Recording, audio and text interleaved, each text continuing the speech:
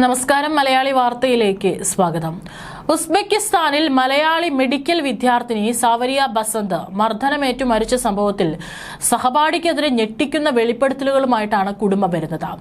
ആദ്യം ഈ 22 വയസ്സുകാരിയുടെ മരണവാർത്ത മാധ്യമങ്ങളിലൂടെ പുറത്തു വന്നപ്പോൾ പറഞ്ഞിരുന്നത് ഒരു ആൺകുട്ടി ക്ലാസ്സിലിരുന്ന് ദേഷ്യത്തിൽ പെട്ടെന്ന് പ്രകോപിതനായി ലാപ്ടോപ്പ് കൊണ്ട് തലയ്ക്കടിച്ചു, പെൺകുട്ടി ഉടൻ തന്നെ മരണപ്പെട്ടു എന്നുള്ള വാർത്തകളായിരുന്നു. പക്ഷേ ഇത്രയും ദിവസങ്ങൾ കഴിയുമ്പോൾ അതിക്രൂരമായിട്ടുള്ള മാനസികമായിട്ടുള്ള ശാരീരികമായിട്ടുള്ള പീഡനങ്ങൾക്കാണ് പെൺകുട്ടി ഇരയായിരിക്കുന്നത് എന്നാണ് ബന്ധുക്കൾ തന്നെ ആരോപിച്ചുകൊണ്ട് രംഗത്ത് വരുന്നത്.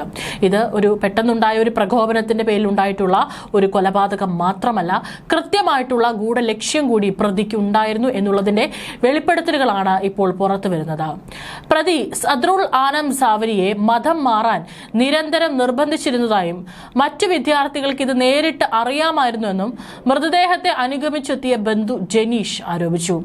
വ്യാഴാഴ്ച പുലർച്ചെയോടെ നെടുമ്പാശ്ശേരിയിൽ പെൺകുട്ടിയുടെ മൃതദേഹത്തോടൊപ്പം എത്തിയ ജനീഷ് കാര്യങ്ങൾ വ്യക്തമാക്കിയതോടെയാണ് കൊലപാതകത്തിന് പിന്നിലെ ഭീകരത പുറത്തു വന്നത്. ബന്ധുക്കളുടെ പരാതിയെ തുടർന്ന് ആലപ്പുഴ മെഡിക്കൽ കോളേജ് ആശുപത്രിയിൽ പോസ്റ്റ്മോർട്ടം നടത്തിയിരുന്നു. തലമുടി നീക്കം ചെയ്ത് ശസ്ത്രക്രിയ നടത്തിയ നിലയിലായിരുന്നുവെന്നും റിപ്പോർട്ടുണ്ട്. പ്രതിക്കെതിരെ ഹരിപ്പാട് പോലീസ് കേസെടുത്തിട്ടുണ്ട്. ബുധൻ രാത്രി ഡൽഹിയിലും വ്യാഴം പുലർച്ചെ നെടുമ്പാശ്ശേരിയിലും എത്തിയ മൃതദേഹം പകൽ 10:15 ഹരിപ്പാട് മെഡിക്കൽ കോളേജിൽ എത്തുകയായിരുന്നു. 1:30 ഫോറൻസിക് സർജൻ ഡോക്ടർ നിതിൻ സക്കറിയയുടെ നേതൃത്വത്തിലുള്ള സംഘം പോസ്റ്റ്മോർട്ടം ആരംഭിക്കുകയും ചെയ്തു. മണിക്കൂറുകളോളം നീണ്ട പോസ്റ്റ്മോർട്ടത്തിന്റെ ദൃശ്യങ്ങൾ പകർത്തിയിട്ടുണ്ട്. കൂടുതൽ പരിശോധനകൾക്കായി സാമ്പിൾ തിരുവനന്തപുരത്തെ ഫോറൻസിക് ലാബിലേക്ക് അയക്കുകയും ചെയ്തിട്ടുണ്ട്.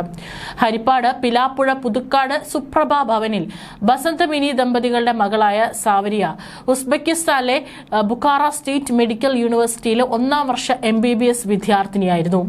സംഭവവുമായി ബന്ധപ്പെട്ട് പെൺകുട്ടിയുടെ ഒരേ ക്ലാസ്സിലും ഹോസ്റ്റലിലും താമസിച്ചിരുന്ന മലപ്പുറം പെരിന്തൽമണ്ണ സ്വദേശി സദ്രുൾ ആനം നിലവിൽ ഉസ്ബെക്കിസ്ഥാൻ പോലീസിന്റെ കസ്റ്റഡിയിലാണ്. പ്രതി സദ്രുൾ ആനത്തിൽ നിന്ന് പെൺകുട്ടിക്ക് ദീർഘനാളായി ക്രൂരമായ മാനസിക ശാരീരിക പീഡനങ്ങൾ നേരിടേണ്ടി വന്നിരുന്നുവെന്നും കുടുംബം വ്യക്തമാക്കുന്നു. സദ്രുൾ ആനം പെൺകുട്ടിയെ മതം മാറാൻ നിരന്തരം നിർബന്ധിക്കുകയും ഭീഷണിപ്പെടുത്തുകയും ചെയ്തിരുന്നു. ഇതേ കോളേജിൽ പഠിക്കുന്ന മറ്റ് മലയാളി വിദ്യാർത്ഥികൾക്കും ഈ വിഷയത്തെക്കുറിച്ച് കൃത്യമായ അറിവുണ്ടായിരുന്നുവെന്നും ജനീഷ് പറഞ്ഞു. പ്രതിയുടെ ഭാഗത്തു നിന്നുണ്ടായ ഈ നിർബന്ധിത മത പരിവർത്തന ശ്രമങ്ങളാണ് ഒടുവിൽ ദാരുണമായ കൊലപാതകത്തിൽ കലാശിച്ചത്. സിനിമകളെ വെല്ലുന്ന രീതിയിലുള്ള കള്ളക്കഥകൾ പ്രചരിപ്പിച്ചാണ് പ്രതി കുറ്റകൃത്യം മറച്ചുവെക്കാൻ ശ്രമിച്ചതെന്നും ബന്ധുക്കൾ ആരോപിക്കുന്നു. ലാപ്ടോപ്പ് കൊണ്ട് പെട്ടെന്ന് അടിച്ചപ്പോഴാണ് പെൺകുട്ടി മരിച്ചതെന്ന രീതിയിൽ പുറത്തുവന്ന വാർത്തകൾ പച്ചക്കള്ളമാണ്. മണിക്കൂറുകളോളം നീണ്ട കൊടും ക്രൂരതയാണ് പെൺകുട്ടിക്ക് നേരെ ഹോസ്റ്റൽ മുറിയിൽ അരങ്ങേറിയത്. പെൺകുട്ടിയുടെ ശരീരത്തിൽ ക്രൂരമായ മർദ്ദനമേൽക്കാത്ത ഒരു ഭാഗം പോലും അവശേഷിച്ചിരുന്നില്ലെന്നാണ് മൃതദേഹം കണ്ട ബന്ധുക്കൾ സാക്ഷ്യപ്പെടുത്തുന്നത്. ക്രൂരമായ ആക്രമണത്തിന് ശേഷം അവശനിലയിലായ പെൺകുട്ടിയെ ആശുപത്രിയിൽ എത്തിക്കാൻ പോലും പ്രതി തയ്യാറായിരുന്നില്ല. മർദ്ദനമേറ്റ് ബോധരഹിതയായി താഴെ വീണപ്പോൾ വീഴ്ചയിൽ പരിക്കേറ്റതാണെന്ന് ഡോക്ടർമാരെയും സഹപാഠികളെയും വിശ്വസിപ്പിക്കാനാണ് സദ്രുൾ ആനം ശ്രമിച്ചത്. വീഴ്ചയിൽ സംഭവിച്ച പരിക്കെന്ന വ്യാജേന ആശുപത്രിയിൽ എത്തിച്ചെങ്കിലും ഗുരുതരമായ പരിക്കേറ്റിരുന്ന 22-കാരിയെ രക്ഷിക്കാനായില്ല. ഉസ്ബെക്കിസ്ഥാനിൽ നടന്ന പോസ്റ്റ്മോർട്ടം റിപ്പോർട്ടിൽ പൂർണ്ണ വിശ്വാസമില്ലാത്തതിനാലും പ്രതിയുടെ കള്ളക്കഥകൾ പൊളിക്കാനും കുടുംബം ശക്തമായി ഇടപെട്ടു. ബന്ധുവിന്റെ വാക്കുകളിലേക്ക്, ഈ കുട്ടി കൺവേർട്ട് ചെയ്യാൻ വേണ്ടി വളരെയേറെ നിർബന്ധിച്ചിരുന്നു എന്നാണ് സഹപാഠികൾ അന്വേഷണ ഉദ്യോഗസ്ഥരോട് പറഞ്ഞത്. അവൾ അത് സമ്മതിച്ചില്ല. മതപരിവർത്തന ശ്രമത്തെക്കുറിച്ച് എനിക്ക് ഡീറ്റെയിൽ ആയിട്ടൊന്നും അറിയില്ല. അവിടുത്തെ അന്വേഷണ ഉദ്യോഗസ്ഥരോട് അവിടെയുള്ള കുട്ടികൾ പറഞ്ഞതായിട്ടുള്ള ഒരു അറിവ് മാത്രമേ എനിക്കുള്ളൂ. കൊല നടന്ന സമയത്ത് എന്താണ് ഉണ്ടായതെന്ന് ആർക്കും അറിയില്ല എന്നാണ് ആ വിദ്യാർത്ഥികൾ പറഞ്ഞത്. അവർ അത് എന്നോടും പറഞ്ഞിട്ടുണ്ട്. എംബസിയിൽ നിന്ന് അന്വേഷണത്തിന് ആൾ വന്നിരുന്നു, അവരോടും അത് പറഞ്ഞിട്ടുണ്ട്. 22-കാരിയുടെ ബന്ധുവിന്റെ വാക്കുകളാണിത്. അവധിക്ക് നാട്ടിലേക്ക് വരേണ്ട മോളാണ്. ഇന്ന് വരാൻ ടിക്കറ്റ് റിസർവ് ചെയ്ത് വെച്ചതായിരുന്നു. ഈ കൊലപാതകത്തിന്റെ കാരണം എന്താണെന്ന് കൃത്യമായി അറിയില്ല. പക്ഷേ വളരെയേറെ ഉപദ്രവിച്ചിട്ടാണ് കുട്ടിയെ കൊന്നത്. ദേഹത്ത് മുറിവ് വരാത്തൊരു ഭാഗവുമില്ല, അത്രയും ഉപദ്രവിച്ചിട്ടുണ്ട്. വിവരം പറഞ്ഞ് നമ്മൾ ഉസ്ബെക്കിസ്ഥാനിൽ പോയപ്പോൾ കേസിൻ്റെതായ യാതൊരു കാര്യങ്ങളും കിട്ടുന്നില്ല. അത് കാരണമാണ് പോസ്റ്റ്മോർട്ടം ആവശ്യപ്പെട്ടത്. എംബസിയിൽ നിന്ന് നമുക്ക് വളരെ പോസിറ്റീവായ ഒരു ഹെൽപ്പ് ചെയ്തു. കേസ് ബലമുള്ളതാണ്, 10-15 കൊല്ലമൊക്കെ ശിക്ഷ അവിടെ കിട്ടുമെന്നൊക്കെ പറയുന്നുണ്ടെങ്കിലും ചിലപ്പോൾ പെട്ടെന്ന് ഊരിപ്പോരാനും സാധ്യതയുണ്ട്. അതുകൊണ്ടാണ് കേസ് ഇങ്ങോട്ട് മാറ്റുന്നത്. ഒരു കാരണവശാലും പ്രതി രക്ഷപ്പെടരുത്. നെടുമ്പാശ്ശേരിയിൽ എത്തിച്ച മൃതദേഹം കുടുംബത്തിന്റെ ആവശ്യപ്രകാരം ആലപ്പുഴ വണ്ടാനം മെഡിക്കൽ കോളേജിൽ വെച്ച് വീണ്ടും ഇൻക്വസ്റ്റ് വിശദമായ പോസ്റ്റ്മോർട്ടം നടത്തി.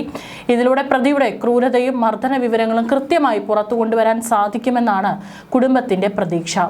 തുടർന്ന് വൈകുന്നേരത്തോടെ മൃതദേഹം അരിപ്പാട് വീട്ടുവളപ്പിൽ സംസ്കരിച്ചു.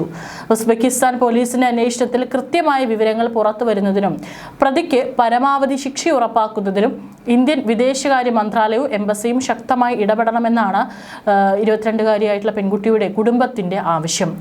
സംഭവത്തിൽ ഇയാൾ ഉസ്ബെക്ക് പോലീസിന്റെ കസ്റ്റഡിയിലാണ്. കുറ്റവാളികളുടെ കൈമാറ്റത്തിന് ഉസ്ബെക്കിസ്ഥാനും ഇന്ത്യയും തമ്മിൽ കരാറുള്ളതിനാൽ പ്രതിയെ കേരളത്തിലേക്ക് കൊണ്ടുവരാൻ സാധ്യതയുണ്ട്. ഇതിന്റെ ഭാഗമായി ഹരിപ്പാട് പോലീസ് സ്റ്റേഷനിൽ കേസ് രജിസ്റ്റർ ചെയ്തു.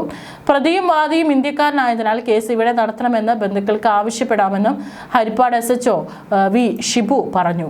സഹപാഠികളായ മറ്റു വിദ്യാർത്ഥികളുടെ മൊഴികൾ രേഖപ്പെടുത്തിയാൽ പ്രതിയുടെ മതപരിവർത്തന ശ്രമങ്ങളും ക്രൂരമായ മർദ്ദന വിവരങ്ങളും കൂടുതൽ വ്യക്തമാകുമെന്ന് ബന്ധുക്കൾ ചൂണ്ടിക്കാണിക്കുന്നു. അതായത് കേവലം 2 സഹപാഠികളായിട്ടുള്ള വിദ്യാർത്ഥികൾ തമ്മിൽ ഒരു തർക്കത്തിന്റെ പേരിൽ ഒരാളെ ലാപ്ടോപ്പ് കൊണ്ട് അടിച്ചു കൊല്ലുന്നു. ഇങ്ങനെയല്ല ആ കേസ്. അതിനു പിന്നിൽ കൃത്യമായിട്ട് പ്രതിക്കുണ്ടായിരുന്ന ഗൂഢലക്ഷ്യങ്ങൾ കൂടിയാണ് ഇതിലൂടെ പുറത്തു വരുന്നത്. ഏതായാലും മതപരിവർത്തനം തന്നെയായിരുന്നു പ്രതി ലക്ഷ്യമിട്ടിരുന്നത്. അതിനെ സാധൂകരിക്കുന്ന മൊഴികളാണ് സഹപാഠികളായിട്ടുള്ള മറ്റു വിദ്യാർത്ഥികൾ പറഞ്ഞത്. ഒരുപക്ഷെ 22-കാരി അതിന് സമ്മതിക്കാത്തതിനാലായിരിക്കാം ഇത്രയും മാനസികമായിട്ടുള്ള പീഡനങ്ങളും ശാരീരികമായിട്ട് ഇഞ്ചിഞ്ചായിട്ട് ആ പെൺകുട്ടിയെ കൊല്ലുവാനുള്ള ഒരു മാനസിക അവസ്ഥ പ്രതിക്കുണ്ടായത്. തീർച്ചയായിട്ടും തക്കതായിട്ടുള്ള ശിക്ഷ തന്നെ കിട്ടണം. പ്രതിയെ എത്രയും പെട്ടെന്ന് തന്നെ നാട്ടിലെത്തിക്കാനുള്ള ഇടപെടലുകൾ നമ്മുടെ കേരളത്തിന്റെ അധികൃതരുടെ ഭാഗത്തു നിന്നും ഉണ്ടാകുമെന്ന് നമുക്ക് വിചാരിക്കാം. തീർച്ചയായിട്ടും തക്കതായിട്ടുള്ള ശിക്ഷ തന്നെ കിട്ടട്ടെ എന്ന് നമുക്കും ആഗ്രഹിക്കാം.